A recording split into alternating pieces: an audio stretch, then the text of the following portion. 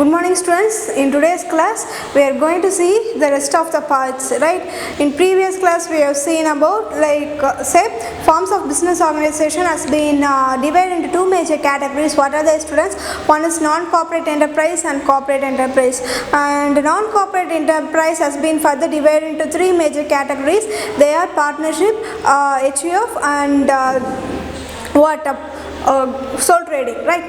Next, in previous class we have seen about that is the partnership, right? What do you mean by partnership? Some of the characteristics and then advantages and disadvantages. In today's class we are going to see about the partnership deed. Partnership deed na enna first paapom. Ipo partnership deed na partners na it is a relationship between two or more persons who are agreed to share the profit and loss of the business, right? Carried on or by all or any one of them acting for all. Like this is the definition, right? இப்போ partnership டீட்னா என்னன்னு பார்த்துட்டா it maybe in the form of இப்போ அவங்க ஒரு agreement போட்டு அந்த business நடத்திட்டு வருவாங்கள்ல அதை பற்றி இந்த கிளாஸில் பார்ப்போம். That is the content of the partnership deed. The partnership deed it may be in the form of oral or in the form of written, right? இப்போது அதில் என்னென்ன கண்டென்ட் இருக்குன்னு பார்ப்போம். First one, the name of the firm. Suppose the name of the ஃபர்ம்னா அந்த ஃபர்மோட name, say for example A B and co, right? அதே மாதிரி ரெண்டு மூணு பேர் சேர்ந்து பண்ணுறாங்களா, so the name of the firm AB and co. The second one is the nature of proposed business. What is the nature? It may be in the form of mutual or in the form of what?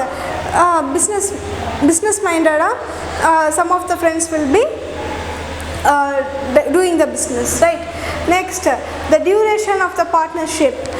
Duration of the பார்ட்னர்ஷிப்பில் என்னென்னு பார்ப்பாங்கன்னா எவ்வளோ நாளைக்கு அந்த business அவங்க நடத்தணும், either இந்த form of short run or இந்த form of the long run, இந்த ரெண்டு பேசிஸில் தான். ஸோ அவங்க அந்த பார்ட்னர்ஸாக வரப்போ ஆட்டோமேட்டிக்காக என்ன ஆகும்னா அந்த பிஸ்னஸ் வந்து ஷார்ட் ரனில் நடத்துகிறாங்களா அந்த பிஸ்னஸாக இல்லாட்டி லாங் ரனில் நடத்த போகிறாங்களான்னு சொல்லிட்டு they will have a clear understanding. அதில் அந்த அக்ரிமெண்ட்டில் இருக்கும் the duration of the partnership. It may be in the form of what?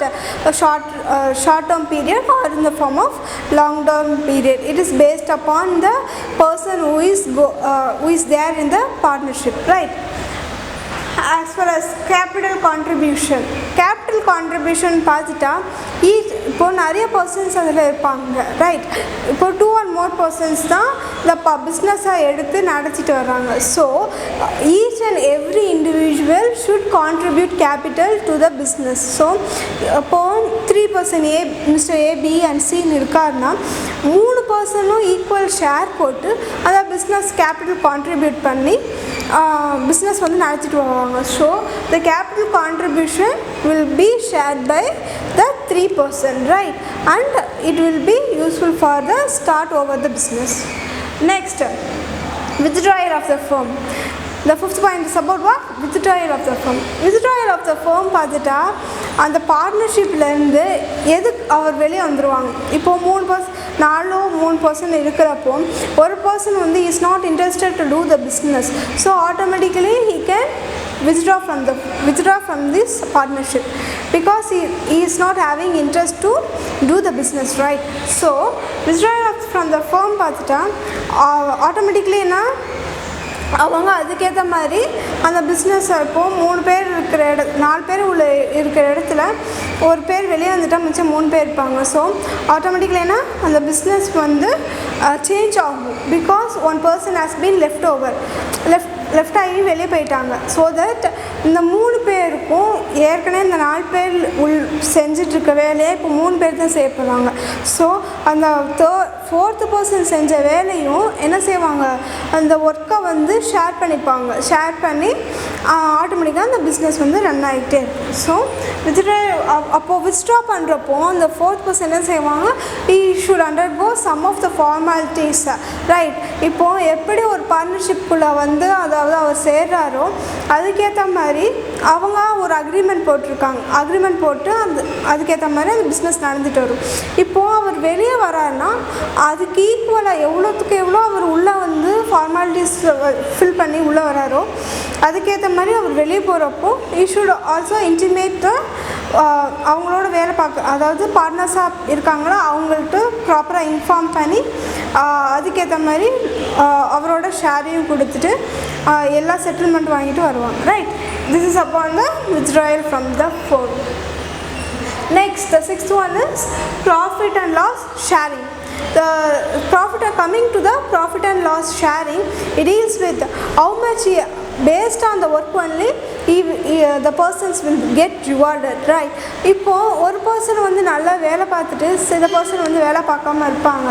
So if there is 3 persons working in as a partnership, the 3 persons will also have, that is அப்போது 3 person ஈக்குவலாக profit share, profit and loss வந்து இப்போ ப்ராஃபிட்டை வந்தாலும் அவங்க எவ்வளோ capital போட்டிருக்காங்க, எவ்வளோ ஒர்க் பண்ணியிருக்காங்க, அது ஃபுல்லாக பார்த்துட்டு இப்போ லாஸாக இருந்தால், சப்போஸ் லாஸாக இருந்தால் அவங்களுக்கு ஏற்ற மாதிரி இந்த ஒர்க்குக்கு ஏற்ற மாதிரி அவங்க வந்து பிரிச்சுப்பாங்க.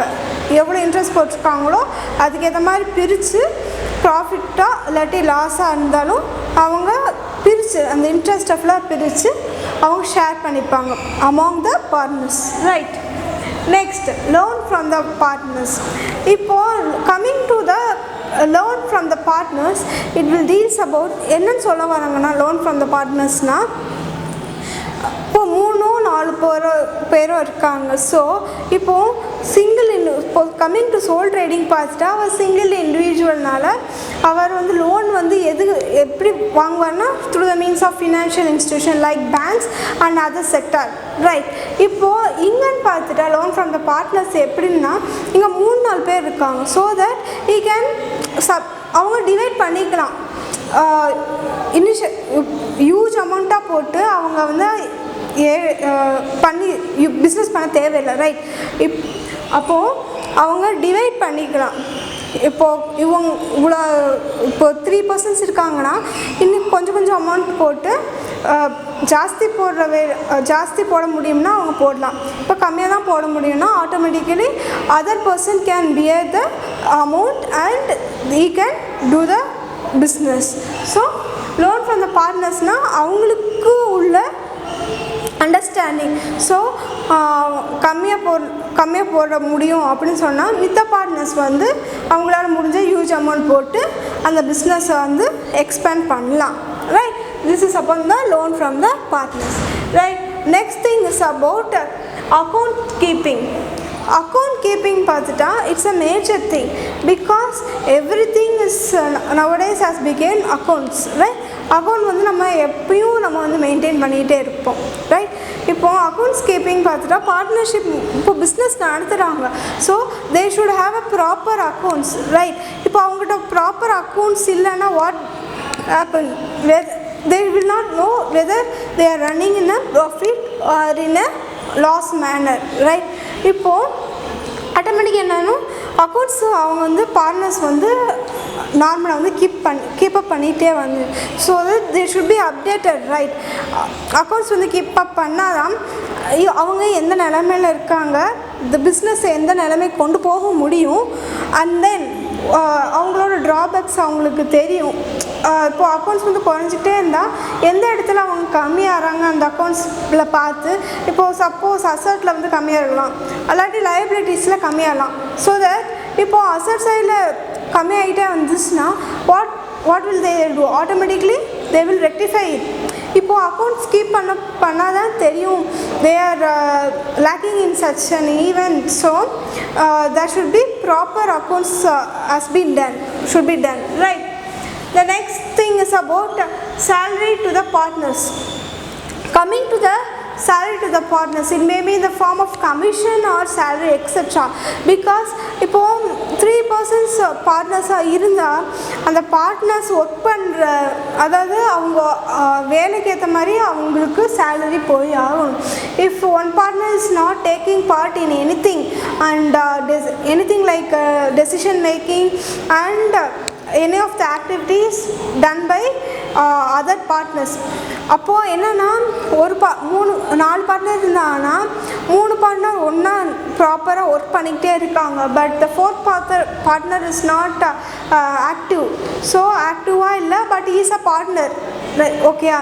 ஆனால் அவங்களுக்கு என்னென்னா 3 பார்ட்னருக்கு அவங்க ஒர்க் பண்ணுறாங்க, அதுக்கேற்ற மாதிரி அவங்களுக்கு சேலரி கொடுத்தாகணும். 4th பார்ட்னர் வந்து is not working in a good manor. So அவருக்கு வந்து சேலரி அவர் ஒர்க்கு ஏற்ற மாதிரி அவங்களுக்கு சேலரி வந்து போஸ்ட் பண்ணணும். Right? salary to the partners, right? Based on the work only it has been depend upon, right? The next one, the 10th one is about the retirement. இப்போது sole ட்ரேடிங்கை பொறுத்த மட்டுக்கும் retirement is not a thing. இப்போது ஏன்னா sole trading பொறுத்த மட்டுக்கும் when a person has been dead or the person has been suffering with a disability or met with an accident, right? அப்போ automatically that is the business will come to an end, that is the business will get dissolved, right? In this case, coming to retirement in partnership, it is quite common because while a person has been left over in a partnership, if a person இப்போ 3 person இருக்காங்க, அதில் ஒரு ஆள் வெளியே ஏறாருன்னா automatically இந்த 2 பர்சனால் அந்த business வந்து continue பண்ண முடியும். பிகாஸ் இவர் பண்ண வேலையை மித்த 2 பேரையும் ஷேர் பண்ணி அந்த வேலையை வந்து பண்ண முடியும். ஸோ ரிட்டையர்மெண்ட் வந்து இந்த கேஸில் வந்து பண்ணலாம். Right? Next, the 11th one is about the distribution of responsibility. The distribution of coming to the distribution of the responsibility என்னன்னு பார்த்துட்டா ஒவ்வொரு, அதாவது say for example A, B, C and D, right? இப்போது A, B, C and Dன்னு 4 பேர் இருக்காங்க. இப்போது இதில் வந்து இந்த 4 பேரும் பிஸ்னஸ் பண்ணுறப்போ அவங்களோட ஒர்க்கை வந்து like they can divide the work, right? அப்போது ப்ராப்பராக டிஸ்ட்ரிபியூட் பண்ணோம்.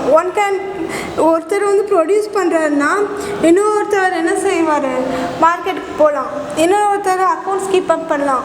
இன்னொருத்தர் விச் ஆக்சஸ், அதாவது ஒருத்தர் மார்க்கெட் கொண்டு போகிறார்ல அந்த ப்ராடக்ட் வந்து செல் பண்ணுற ஹெல்ப் பண்ணலாம். ஸோ அவங்க ஏஜெண்ட்டாக வந்து ஆக்ட் பண்ணி அந்த குட்ஸை வந்து சோல்வ் பண்ணுறாங்க. So every individual has an equal responsibility, right? அப்போது எல்லாத்துக்கும் பார்ட்னர்ஸாக இருந்தால் இப்போ 4 பேருக்கு ஒர்க் இருக்குல்ல, ஸோ அப்போது எல்லாத்துக்கும் ஒர்க் இருக்கும். So distribution of responsibility will be done equally given to all the partners. Next, the goodwill valuation. Coming to the last point, the goodwill valuation. The goodwill valuation na enna ipo avaru right from பார்ட்னர்ஸில் வந்து சேர்ந்துப்பார்ல அந்த டேட்லேருந்து அவர் என்னென்ன work பண்ணார், அவர் என்னென்ன achievement அதில் பண்ணியிருக்காரு, as well as அவர் எவ்வளோ profit அந்த பிஸ்னஸ்க்கு வாங்கி கொடுத்துருக்காரு அண்டில் அந்த எண்டு, அதாவது அவர் வேணாம்னு சொல்லிட்டு பார்ட்னர்ஸ்லேருந்து வெளியே போவாங்கள அது வரைக்கும் அது வந்து ஒரு கண்டென்ட்டாக, அதாவது ஒரு ரெஜிஸ்டரை வந்து அவங்க மெயின்டைன் பண்ணிட்டே வருவாங்க. That is our goodwill has been valuated. Okay students, in today's class we have seen about what do you mean by partnership and what do you mean by partnership deed as well as the content of partnership deed, right? Now we can have a recap, right? The first thing is about the content of partnership deed la first one enna paathom, name of the firm. It name of the firm, say for example AB and Co, BC and Co, something etc, right? Ipo nature of proposal of business, எப்படி அவங்க வந்து அந்த பிஸ்னஸை வந்து run பண்ணிட்டு வந்தாங்க, right?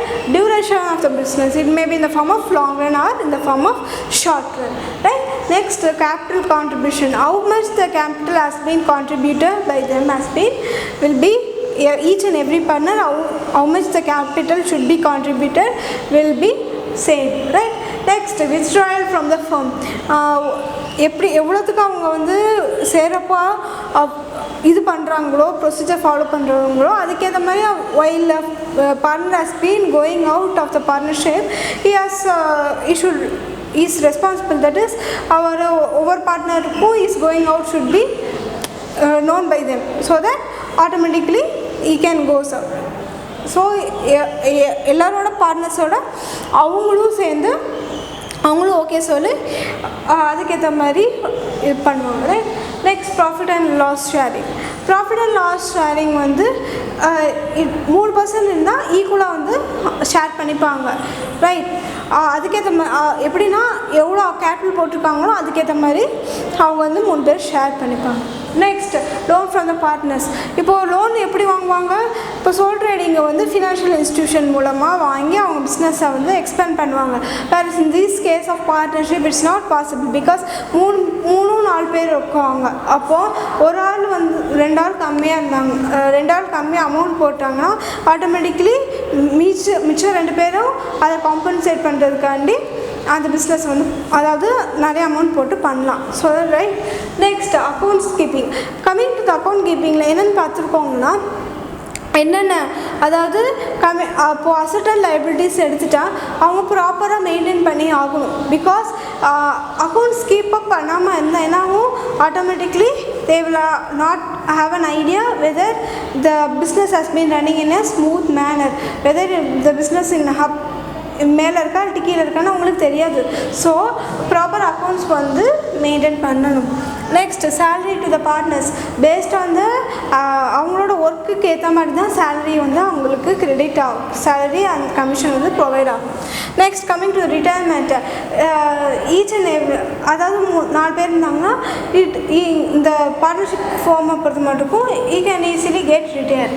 Right. இந்த 11th one is about distribution of responsibility. இப்போ பார்ட்னர்ஸாக இருந்தால் எல்லாத்துக்கும் ஈக்குவலாக ரெஸ்பான்சிபிலிட்டி வந்து அவங்களுக்கு இருந்தாகும். ரைட். எல்லாத்துக்கும் ப்ராப்பராக ஒர்க்கு வந்து ஈக்குவலாக வந்து போயிருக்கும். Next the 12th one is goodwill valuation. Goodwill valuation. Coming to the goodwill valuation, the first அதாவது right from the start of the business till the அதாவது அவங்க வெளியே போகிற வரைக்கும் the performance will be valuated. It will come under the goodwill valuation. Okay students, in today's class we have seen what I mean by partnership as well as the content of the partnership deed. Right. The assignment for today is explain the content of partnership deed. If any doubt arises, ask me. Thank you.